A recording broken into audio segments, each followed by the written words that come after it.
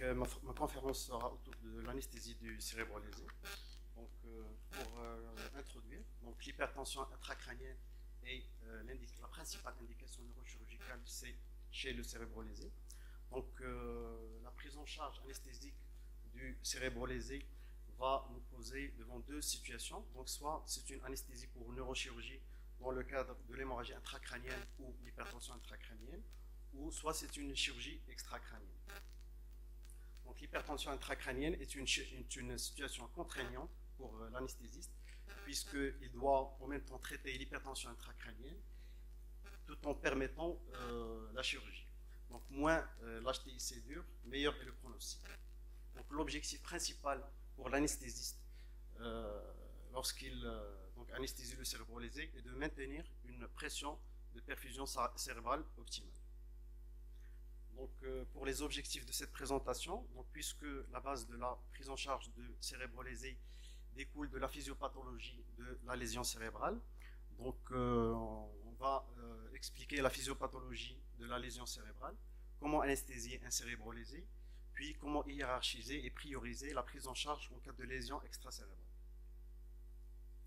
Donc, des notions à connaître concernant la physiopathologie de la lésion cérébrale. Donc, ce qu'on appelle la compliance cérébrale. Donc, c'est l'ensemble des phénomènes qui conduisent au développement de l'hypertension intracrânienne, puis les mécanismes de compensation de cette hypertension intracrânienne faisant intervenir le débit sanguin cérébral. Donc, on va parler des déterminants du débit sanguin cérébral, à savoir l'autorégulation cérébrale, donc le couplage métabolique et la régulation par les variations de la CO2. Pour comprendre le concept d'hypertension intracrânienne, la boîte crânienne est composée par plusieurs compartiments. Donc, le parenchyme cérébral qui constitue la majorité, le liquide cérébrospinal et le sang, ou ce qu'on appelle le volume sanguin cérébral. Donc, la somme de ces volumes est une constante, c'est-à-dire parenchyme, SCR et sens est une constante, et l'augmentation de l'un se fait par la diminution d'un autre compartiment, à savoir le sang ou le LCR, pour avoir une pression intracrânienne normale entre 5 et 10 mm de mercure. Donc, l'hypertension intracrânienne se fait par l'augmentation de l'un de ces compartiments, donc soit le parenchyme cérébral, par exemple lors des œdèmes cérébraux, ou soit par du SCR, par exemple lors des hydrocéphalies, ou par le développement d'un néovolume intracrânien, lors par exemple des tumeurs intracrâniennes ou le développement d'un hématome intracrânien, ou par l'augmentation du volume sanguin cérébral, par exemple lors des pics hypertensifs ou lors des états d'hyperémie, par exemple lors de l'hypercapnie. Donc, l'hypertension intracrânienne est définie par une pression intracrânienne supérieure à 15 mm de mercure, secondaire au conflit d'espace entre la boîte crânienne et son contenu. Donc, cette courbe, c'est la courbe qui explique l'évolution de la pression intracrânienne en fonction du volume intracrânien. Donc, c'est la courbe de compliance cérébrale. Donc, c'est une courbe exponentielle, c'est-à-dire l'augmentation du volume intracrânien entraîne une augmentation de la pression intracrânienne, mais avec deux parties. Donc, la première partie, c'est une partie horizontale. Donc, l'augmentation, malheureusement, je n'ai pas de pointeur. Ça ne marche pas très bien.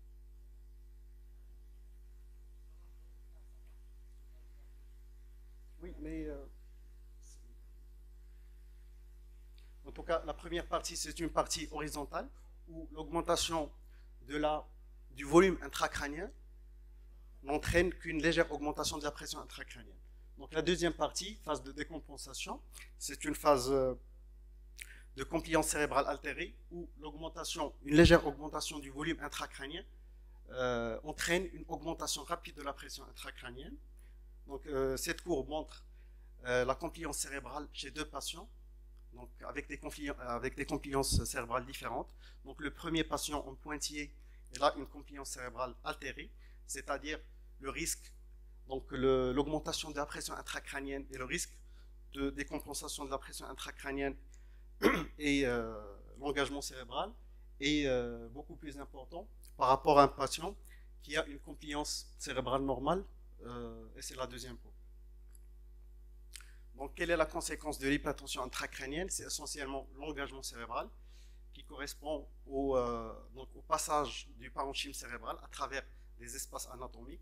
Donc, ce passage entraîne l'aggravation des lésions cérébrales et l'aggravation des lésions ischémiques. Ce schéma montre les différents types d'engagement cérébral. Donc, l'engagement sous falcoriel, l'engagement du lobe temporal, ce qu'on appelle l'engagement temporal, l'engagement des amygdales cérébelleuses ou ce qu'on appelle l'engagement occipital.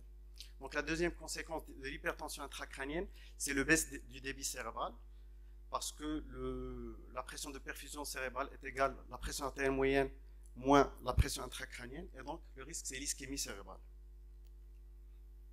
Donc c'est une courbe importante, donc c'est la pierre angulaire de la prise en charge anesthésique en neurochirurgie. Donc l'enjeu de l'anesthésiste, c'est d'éviter l'augmentation d'un des volumes des compartiments intracrâniens, donc en maintenant une pression de perfusion efficace et en jouant sur les différents paramètres. Cerveau, on peut faire de la d'osmothérapie, l'LCR, on peut soustraire LCR par exemple par les dérivations ventriculaires externes, ou le volume sanguin cérébral en jouant sur les déterminants du débit sanguin cérébral, c'est ce qu'on va voir après. Voilà.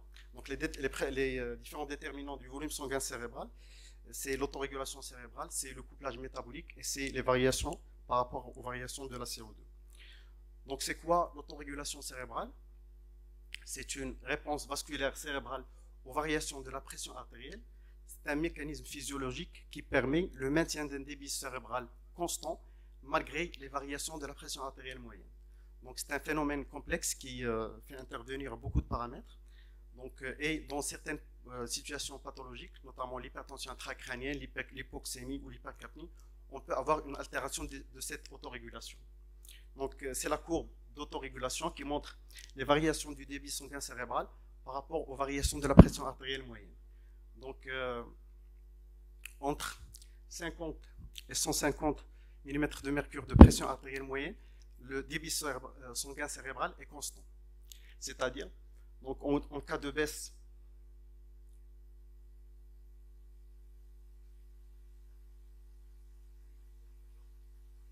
ça marche pas très bien. Donc en cas de baisse de la tension artérielle, donc les vaisseaux cérébraux se mettent en vasodilatation pour essayer de maintenir ce débit sanguin cérébral constant. Et en cas d'augmentation de la tension sur le plateau, donc on a une vasoconstriction artérielle cérébrale pour garder toujours le débit sanguin cérébral. Donc au-dessous du plateau d'autorégulation cérébrale, c'est-à-dire au-dessous du chiffre 50, le risque c'est donc la baisse du débit sanguin cérébral et l'ischémie cérébrale. Et au-delà, c'est l'augmentation du débit sanguin cérébral et donc l'aggravation de l'hypertension intracrânienne.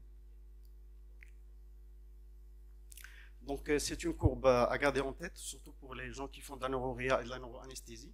Quel est l'objectif de cette courbe? C'est d'optimiser la pression artérielle moyenne et la pression de perfusion cérébrale chez le patient cérébrolésé. Donc quelle est la pression artérielle moyenne optimale chez un patient cérébrolésé? Donc c'est une pression qui se trouve au-delà du C inférieur du plateau d'autorégulation cérébrale. D'accord? Donc le maintien de cet objectif évite les variations du débit sanguin cérébral suite aux variations de la pression artérielle moyenne. Donc il évite le risque d'ischémie cérébrale. D'accord? Et il évite le risque de pic hypertensif qui peut être délétère chez cérébrolésé en aggravant le volume sanguin cérébral, en aggravant l'œdème cérébral et la pression intracrânienne. On va voir après qu'on peut individualiser la pression artérielle moyenne ou la pression de perfusion cérébrale par des moyens de monitorage multimodal, notamment le Doppler transcrânien. Alors, en cas d'autorégulation cérébrale altérée, ce plateau d'autorégulation, il est réduit. C'est-à-dire que le C, c'est la courbe en pointillé. Donc, c'est-à-dire que la valeur inférieure de ce plateau est beaucoup plus élevée et la valeur supérieure du plateau chez un patient qui a une autorégulation altérée est beaucoup moins, est moins important. Donc, le patient qui a une autorégulation cérébrale altérée a plus de risques de développer l'ischémie cérébrale ou l'hypertension intracrânienne aux variations de la pression artérielle moyenne. Donc la gestion de l'hémodynamique est un enjeu principal dans la gestion du cérébro-lésé. Donc on a vu l'autorégulation cérébrale, maintenant on va voir le couplage métabolique. C'est quoi le couplage métabolique? C'est la relation entre le débit sanguin cérébral et la consommation cérébrale en oxygène ou en glucose, c'est-à-dire toute augmentation du métabolisme cérébral, par exemple par l'épilepsie, la fièvre, l'agitation et tout, entraîne une augmentation du débit sanguin cérébral, donc une augmentation du volume sanguin cérébral et par ce biais une aggravation de la pression intracrânienne. Et vice-versa, toute diminution du métabolisme cérébral entraîne une amélioration de la pression intracrânienne et les agents anesthésiques agissent par ce biais, par le biais du couplage métabolique, en baissant le débit sanguin cérébral, donc en améliorant le pic, la pique. C'est la courbe du couplage métabolique qui montre les variations du débit sanguin cérébral en fonction de la consommation cérébrale en oxygène, la CMR-O2. Donc sur la partie gauche de la courbe, c'est un patient en coma qui a une très faible consommation cérébrale en oxygène avec un très faible débit sanguin cérébral. Et sur la partie droite de la courbe en rouge, c'est un patient qui a un métabolisme, une consommation cérébrale en oxygène très élevée, par exemple dans les états d'agitation ou dans les états d'épilepsie. Maintenant, on va parler des variations du débit sanguin cérébral en fonction des variations de la PaCO2. Donc le CO2, c'est le plus puissant des vasomoteurs cérébraux. Donc il est facilement diffusable au niveau de la barrière hémato-encéphalique et la vasoréactivité cérébrale au CO2 dépend des variations du pH local. Donc toute hyperventilation entraînant une hypocapnie, une baisse de moitié de l'hypocapnie de 40 à 20 va entraîner une diminution du débit sanguin cérébral de moitié. Et vice-versa, toute hypoventilation entraînant une hypercapnie va augmenter le débit sanguin cérébral par le fait de vasodilatation. Donc cette courbe montre les variations de la pression artérielle moyenne chez un patient hypocapnique, donc avec baisse du débit sanguin cérébral.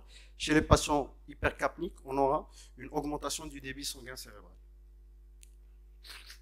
Donc ces images fonctionnelles montrent l'effet de l'hyperventilation, de l'hypocapnie chez un patient cérébro-lésé. Après passage d'une capnie de 38, l'image à gauche, vers une capnie à 25, l'image à droite, on a l'apparition de lésions ischémiques diffuses en rouge, correspondant à un très faible débit sanguin cérébral, moins de 20 ml par 100 grammes par minute. Donc ça montre l'effet très délétère de l'hypocapnie chez le cérébro-lésé. Donc l'hyperventilation est une méthode très efficace pour baisser la pression intracrânienne par l'effet vasoconstricteur artériel cérébral, mais ça se fait au détriment d'une ischémie cérébrale. Voilà, donc l'hyperventilation, ce qu'on appelle l'hyperventilation contrôlée, n'est plus recommandée pour traiter l'hypertension, les accès ou les épisodes d'hypertension intracrânienne. Par contre, l'hypoventilation par l'hypercapnie va entraîner une vasodilatation artérielle cérébrale, donc aggravation de la pique. Donc cette étude de 2021 montre une démarche pratique pour gérer l'hypoventilation chez les cérébro-lésés. Donc chez les traumatisés crâniens graves, qui a une hypertension intracrânienne acute I7HT, c'est l'hypertension intracrânienne, il ne faut jamais baisser la capnie au-dessous de 30. Donc jamais de capnie au-dessous de 30. Sinon donc, un patient qui n'a pas d'hypertension intracrânienne, il faut garder une capnie correcte. Mais les attitudes diffèrent dans ce sens. Donc, cette étude montre les démarches des différents centres, de plusieurs centres en Europe, plusieurs pays. notamment la France, la Grande-Bretagne et tout. Donc chez les patients, malheureusement on n'a pas de pointeur, chez les patients qui ont d'hypertension intracrânienne, donc l'instauration d'une hypocapnie, c'est-à-dire une capnie moins de 35, elle est toujours de mise. Donc le respect des recommandations concernant l'hyperventilation chez le cérébro-lésé n'est pas toujours fait. Donc probablement qu'il faut d'autres études randomisées pour avoir des recommandations concernant les objectifs de la PaCO2 chez le cérébro-lésé. Donc l'enjeu pour l'anesthésiste, c'est de garder une capnie correcte, c'est-à-dire une PaCO2 entre 35 et 40. Donc jamais il ne faut jamais baisser la capnie au-dessous de 30 mm de mercure. Et cette marge entre 30 et 35 mm de mercure, il faut vraiment la garder vers les épisodes d'hypertension intracrânienne sévère. Parce que l'hypocapnie est transitoire, mais ses effets sont définitifs.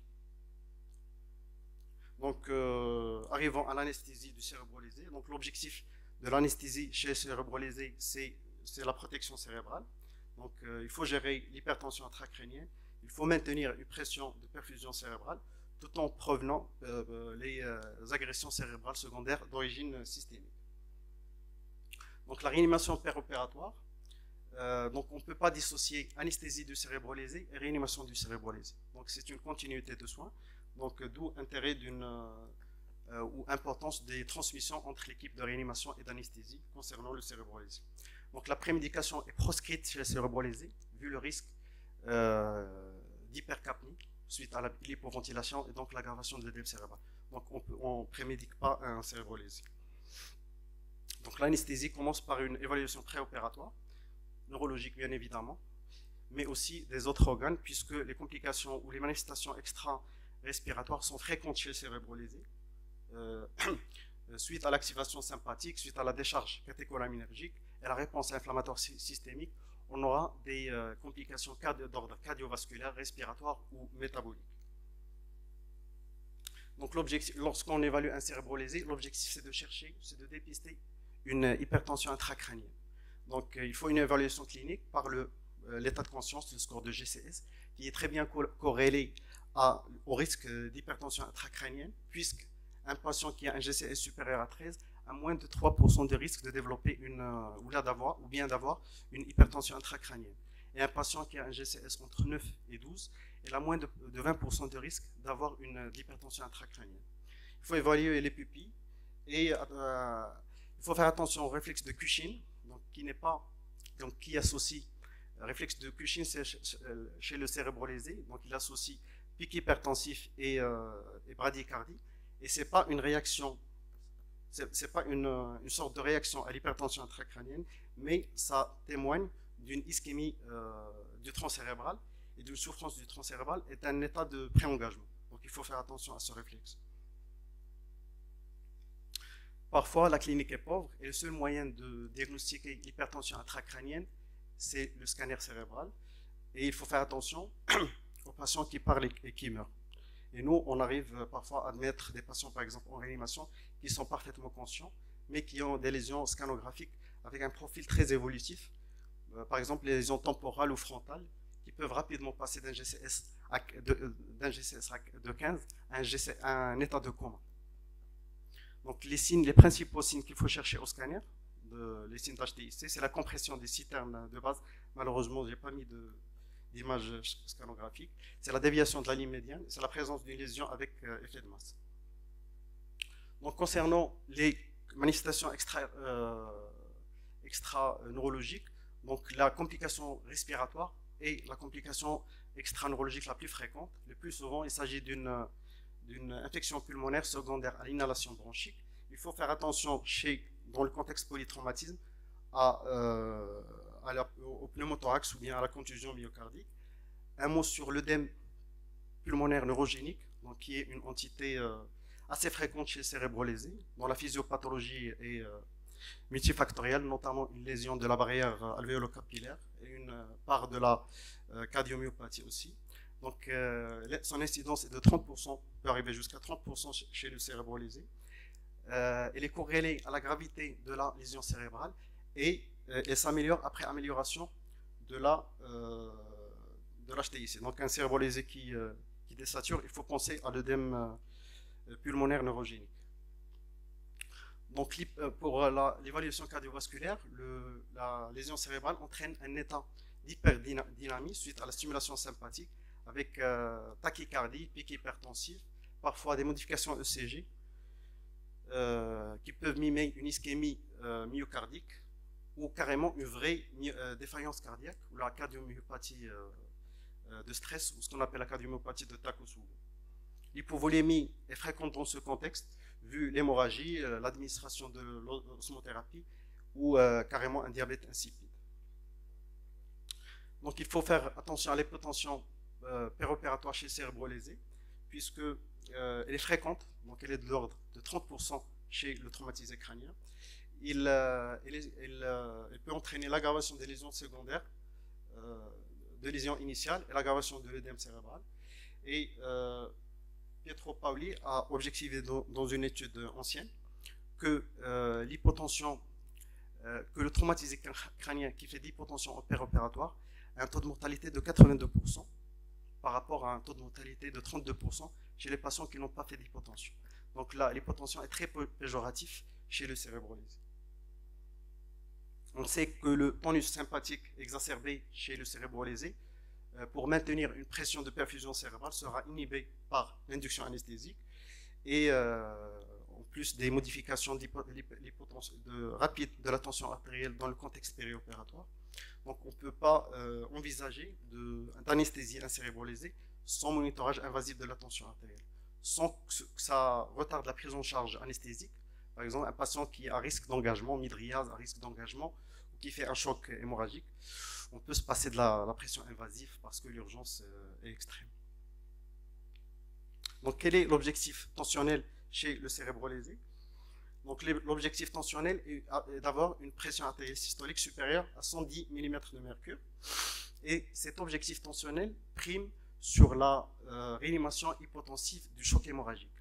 C'est-à-dire si on a un choc hémorragique, patient cérébro-lésé, il faut avoir une pression artérielle systolique à 111, malgré le risque de saignement surajouté.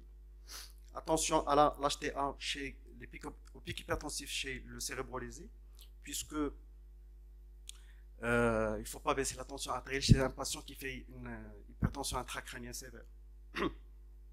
Mais d'un autre côté, l'hypertension intracrânienne, comme on a vu sur la partie droite de la courbe d'autorégulation cérébrale, peut aggraver l'œdème cérébral et donc peut aggraver l'hypertension intracrânienne. Donc le vasopresseur, bien évidemment, de choix, c'est la noradrénaline. Idéalement, il faut la passer sur une voie veineuse centrale. Sinon, dans le contexte d'urgence, on peut la passer sur une voie périphérique, voie veineuse périphérique, mais qui soit dédiée pour la noradrénaline. Donc le monitorage respiratoire, outre le monitorage de l'oxymétrie, donc il faut, comme on a vu tout à l'heure, un monitorage de la capnographie avec un objectif de capnographie entre 35 et 40. Et on peut faire des gazométries artérielles pour voir le gradient alvéolaire du CO2 pour optimiser les objectifs de capnographie. Alors qu'en est-il du monitorage de la pression intracrânienne? Donc chez le cérébro-lésé, le monitorage de la pression intracrânienne indiquait s'il a un GCS, s'il est en coma. Donc ça nous permet de calculer la pression de perfusion cérébrale qui est égale la pression artérielle moyenne moins la pic. Elle peut être placée pendant la procédure chirurgicale pour une chirurgie extracrânienne. Donc l'objectif de pression de perfusion cérébrale à la phase aiguë du cérébro-lésé, c'est 70 mm de mercure, qui correspond au seuil inférieur du plateau d'autorégulation cérébrale. Donc toujours on revient au plateau d'autorégulation du débit sanguin cérébral. Donc venons au monitorage du débit sanguin cérébral. Donc comme on a vu tout à l'heure, le monitorage de la pression intracrânienne et de la PaCO2 ne garantissent pas un dépistage des épisodes de bas débit cérébral. Donc l'objectif est d'individualiser la pression artérielle moyenne ou la pression de perfusion cérébrale pour chaque malade. D'où l'intérêt du Doppler transcrânien. Donc le Doppler transcrânien, c'est une technique non invasive, reproductible, avec une courbe d'apprentissage rapide. Tous les résidents du service font du Doppler transcrânien, donc adapté au contexte périopératoire. Donc il permet de calculer les vélocités systoliques, moyennes et diastoliques des globules rouges au niveau des artères cérébrales. Et le plus souvent, il est effectué sur l'artère cérébrale moyenne qui présente 60% du débit sanguin cérébral. Donc on met la sonde sur la tempe, donc sur la ligne qui relie le tragus à l'angle externe de l'œil, au-dessus de l'arcade zygomatique, donc pour évaluer l'artère cérébrale moyenne, donc qui vient vers la sonde. Donc voilà, donc c'est une image du Doppler transcrânien. Donc on met la sonde, donc c'est l'artère cérébrale moyenne, ou l'artère sylvienne qui vient vers la sonde. Donc on a une courbe, c'est la courbe, donc on a une courbe systolo-diastolique, donc avec une systole, une pente progressive et une diastole. Donc cette courbe permet de calculer deux paramètres, deux principaux paramètres, à savoir les vitesses diastoliques et l'indice de pulsatilité qu'on peut calculer à partir des vitesses systoliques et diastoliques. On parle d'hypertension intracrânienne si on a des vitesses diastoliques inférieures à 20 cm et un IP supérieur à 1,4. Donc l'objectif de notre prise en charge au bloc, c'est d'avoir un IP inférieur à 1,2 et des vitesses diastoliques supérieures à 20 cm. Donc l'intérêt du Doppler transcrânien, c'est d'abord dépister l'hypertension intracrânienne et ensuite optimiser la pression artérielle sur le plateau d'autorégulation cérébrale. Comment on fait? On met le Doppler transcrânien et on peut titrer la tension sur la courbe pour avoir la valeur minimale de la pression artérielle moyenne ou la valeur de la pression de perfusion cérébrale qui permet une vascularisation cérébrale optimale. Et par exemple en réanimation, cet objectif, il faut l'individualiser chaque jour parce qu'il faut l'individualiser chez chaque malade et il faut le faire chaque jour parce que les objectifs évoluent dans le temps. Et à la phase aiguë de traumatisme crânien, on est plus agressif, on a plus des objectifs plus importants par rapport à, par exemple, 4-5 jours après l'épisode d'hypertension intracrânienne. Voilà, c'est une courbe, ça c'est la courbe normale du Doppler transcrânien, donc avec une systole, une pente progressive et une diastole. Ça c'est la courbe normale. Donc lors de l'augmentation de la pression intracrânienne, on aura une courbe qui devient plus pointue, avec une pente plus aiguë, avec une baisse des vitesses diastoliques. Ça, c'est une courbe pathologique. Elle devient de plus en plus pathologique jusqu'à négativation des vitesses diastoliques, ce qu'on appelle le reverse flow, qui se voit dans les états de mort cérébrale. Donc, juste d'après l'aspect de la courbe, on peut avoir une idée sur la présence ou non d'une hypertension intracrânienne. Donc cette image montre l'amélioration du Doppler transcrânien. Donc c'est une courbe pathologique. Donc elle a une pente rapide avec des vitesses diastoliques presque inexistantes. Donc avec amélioration de la courbe, suite à la chirurgie d'un patient en hypertension intracrânienne sur secondaire à un hématome extradural. Donc pour le NIRS et pour la pression tissulaire en oxygène, je vais passer rapidement parce qu'ils ne sont pas indiqués dans le contexte périopératoire chez les cérébrolésés. On sait que l'hypothermie fait partie de la triade létale chez le polytraumatisme. Donc un objectif de 35 de température serait un objectif. Donc un objectif de 35 serait un objectif.